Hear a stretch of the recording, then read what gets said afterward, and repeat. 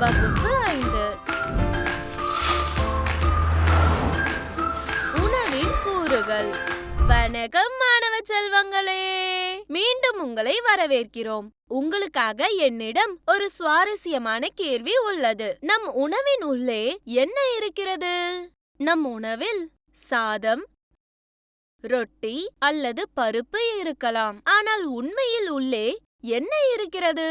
உணவை ஒரு மாயாஜால பரிசு பெட்டியாக கற்பனை செய்து பாருங்கள். இந்த பெட்டியின் உள்ளே நமக்கு சக்தியை தரும் வலுவான தசைகள் மற்றும் எலும்புகளை உருவாக்கும், நோய்வாய்ப்படாமல் நம்மை பாதுகாக்கும் சிறிய உதவியாளர்கள் உள்ளனர். ஊட்டச்சத்துகள் அல்லது உணவின் கூறுகள் என்று அவை அழைக்கப்படுகின்றன. ஒரு மகிழுந்தை இயக்க எரிபொருள் தேவைப்படுவது போல் நம் உடல் ஆரோக்கியமாகவும் சுறுசுறுப்பாகவும் இருக்க உணவில் சிறப்பு பாகங்கள் தேவை.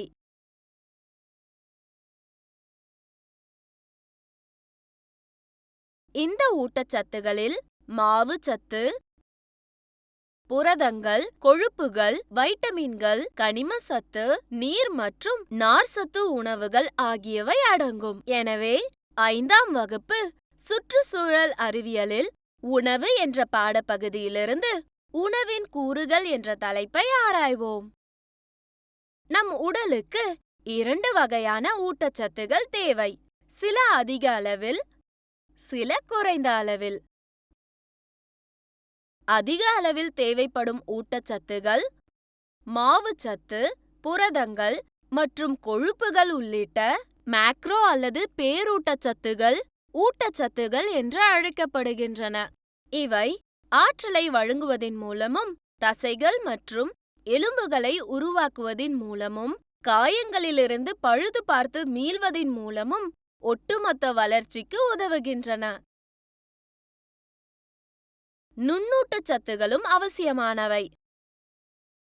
ஆனால் நம் உடலுக்கு அவை வைட்டமின்கள் மற்றும் கனிமச்சத்து போன்ற சிறிய அளவில் தேவைப்படுகின்றன.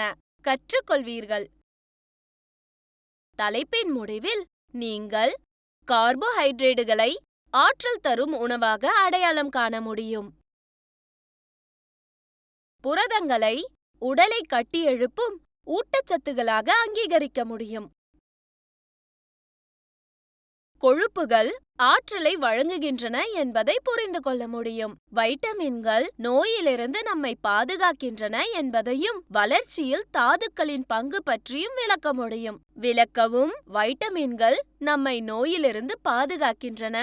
முக்கிய வார்த்தைகள்: ஊட்டச்சத்துகள், மாவுச்சத்து, புரதங்கள், கொழுப்புகள், வைட்டமின்கள், கனிமச்சத்து. கருத்து வரைபடத்தை பார்ப்போம்.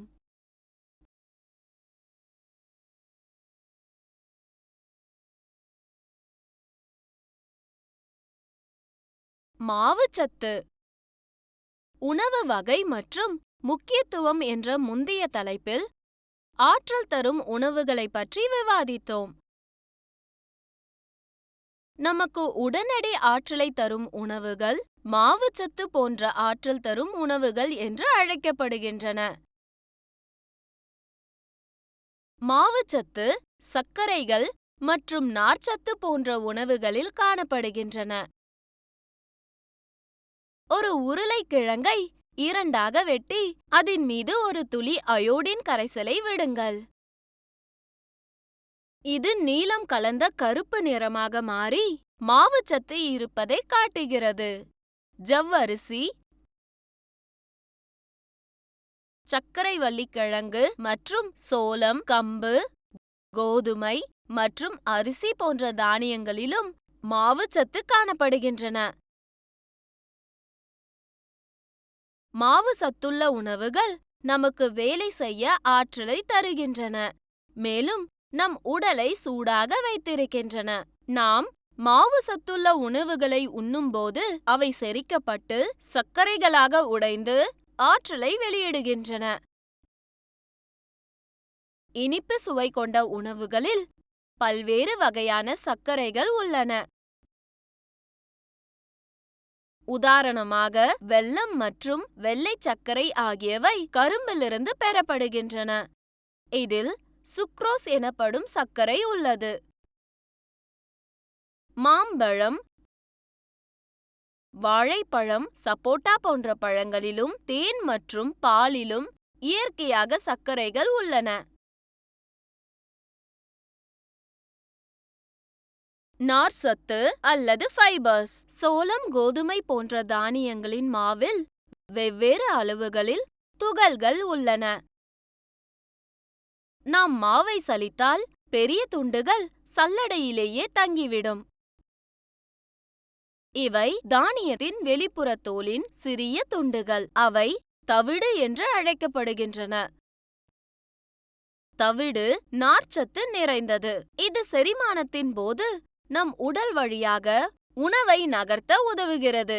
இது நார்ச்சத்து என்றும் அழைக்கப்படுகிறது மற்றும் செரிக்கப்படாத உணவிலிருந்து மலத்தை உருவாக்க உதவுகிறது. பழங்கள், காய்கறிகள் மற்றும் அவற்றின் தோல்கள், முழு தானியங்கள் மற்றும் பருப்பு வகைகள் நமக்கு நார்ச்சத்து அளிக்கின்றன. நாம் போதுமான நார்ச்சத்தை சாப்பிடவில்லை என்றால் மலச்சிக்கல் அல்லது மலம் கழிப்பதில் சிக்கல் ஏற்படலாம்.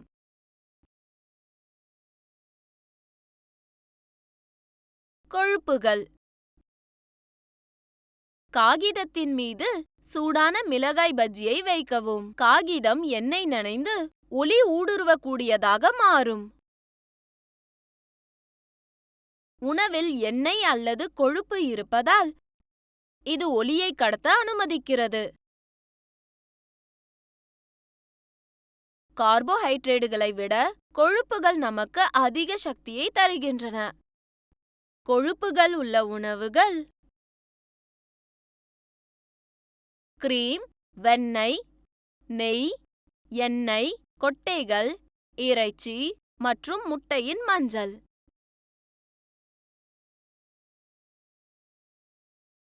நாம் உண்ணும் கூடுதல் கொழுப்பு உடலில் சேமிக்கப்பட்டு சாப்பிடும்போது நமக்கு சக்தியை தருகிறது.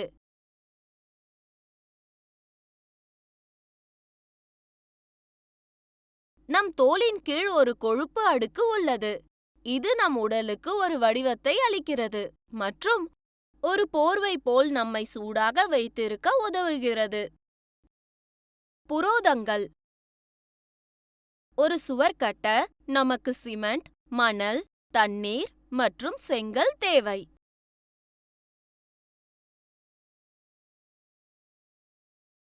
ஒரு சுவரின் கட்டுமான தொகுதிகள் செங்கற்கள் போல நமது உடலின் கட்டுமான தொகுதிகள் புரதங்கள். சில நேரங்களில் நம் உடல் காயம் அல்லது வெட்டு மூலம் காயமடைகிறது அல்லது சேதமடைகிறது. புரதங்கள் உடலை குணமடையவும் சரி செய்யவும் உதவுகின்றன. குழந்தைகள் நன்றாக வளர நிறைய புரதம் தேவை.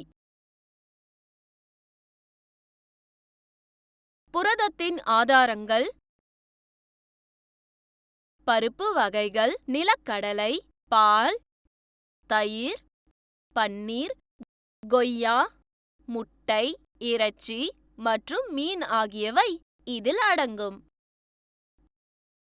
வைட்டமின்கள். வைட்டமின்கள் ஏ, பி, சி, டி, இ, கே போன்ற எழுத்துக்களை பயன்படுத்தி பெயரிடப்படுகின்றன. நமக்கு குறைந்த அளவு வைட்டமின்கள் மட்டுமே தேவைப்பட்டாலும் ஏதேனும் வைட்டமின் குறைபாடு அல்லது குறைபாடுகள் கடுமையான உடல்நல பிரச்சினைகளை ஏற்படுத்தும். உதாரணமாக, நீண்ட காலமாக போதுமான வைட்டமின் ஏ கிடைக்காதது மாலைக்கண் நோயை ஏற்படுத்தும்.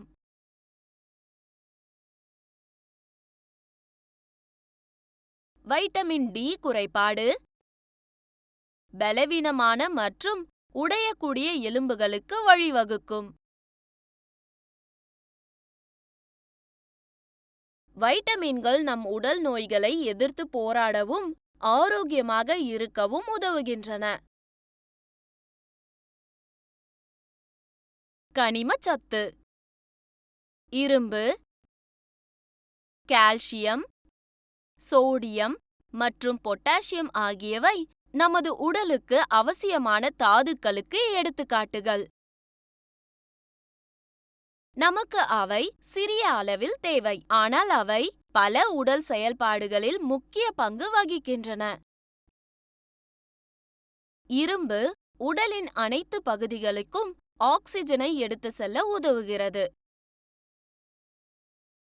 இரத்தத்தில் போதுமான இரும்பு சத்து இல்லாவிட்டால் உடலுக்கு போதுமான ஆக்சிஜன் கிடைக்காது. மேலும் நாம் பலவீனமாகவும் சோர்வாகவும் உணர்கிறோம். இதனால் இரத்த சோகை எனப்படும் ஒரு நிலை ஏற்படுகிறது. கால்சியம் நமது எலும்புகளை வலுப்படுத்த உதவுகிறது. நல்ல ஆரோக்கியத்திற்கு நமது உடலுக்கு மாவுச்சத்து, புரதங்கள், கொழுப்புகள், வைட்டமின்கள் மற்றும் கனிமச்சத்து போன்ற அனைத்து வகையான உணவு ஊட்டச்சத்துகளும் சரியான அளவில் தேவை. இந்த அனைத்து ஊட்டச்சத்துகளையும் சரியான அளவில் நமக்கு வழங்கும் உணவு முறையே சமச்சீர் உணவு எனப்படும்.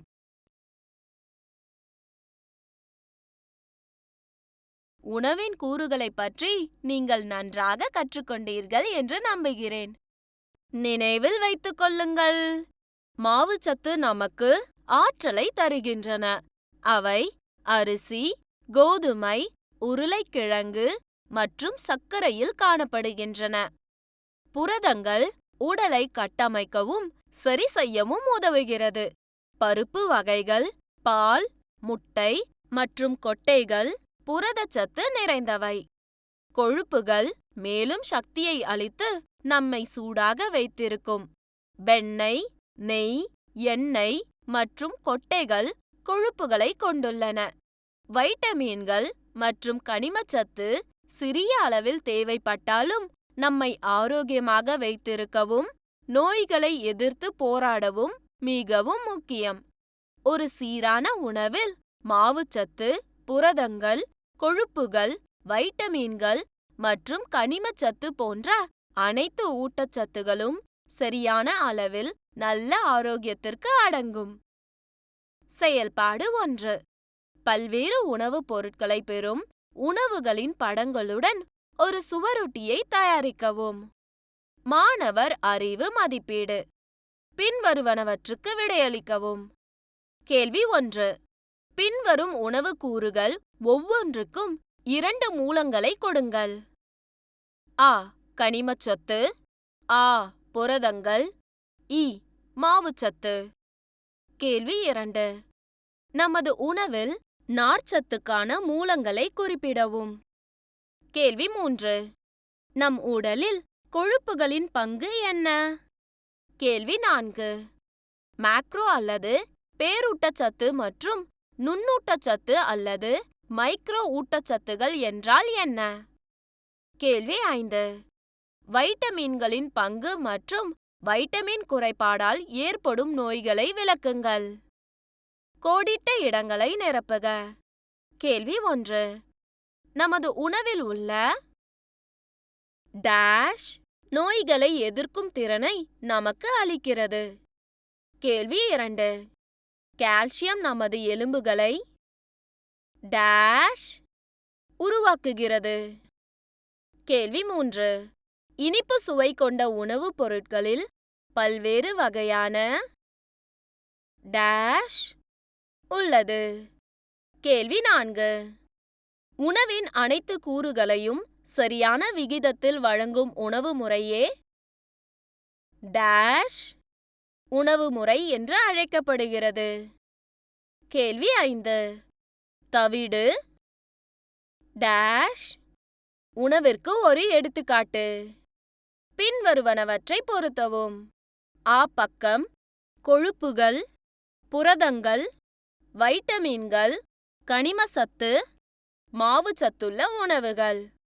ஆ பக்கம் சோளம், எண்ணெய், தானியங்களின் தவிடு, பருப்பு வகைகள், இரும்புச்சத்து. மீண்டும் சந்திப்போம் குழந்தைகளே.